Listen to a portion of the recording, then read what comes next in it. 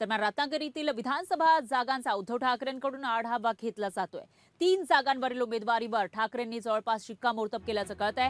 दापोली, गुहागर, राजापूर जागेवर उमेदवार जवळपास निश्चित झाल्याची माहिती आहे। दापोलीमधून संजय कदम तर राजापूरमधून राजन साळवींचं नाव निश्चित झाल्याचं कळतंय। तर रत्नागिरीमधून उदय सामंत यांच्या विरोधात कोण याबाबत अद्याप निर्णय झालेला नाहीये। गुहागरमधून भास्कर जाधव यांचं नाव निश्चित आहे, तर विक्रांत जाधव यांच्या नावाची विचारणा झाल्याची माहिती सुद्धा समोर येते।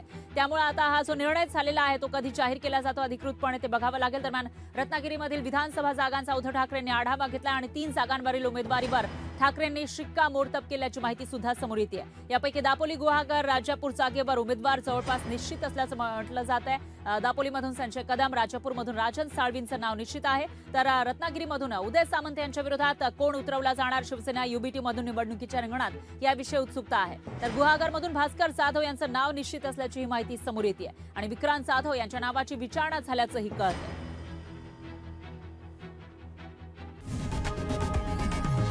लोकशाही मराठी ऐका, पहा, जागरूक रहा।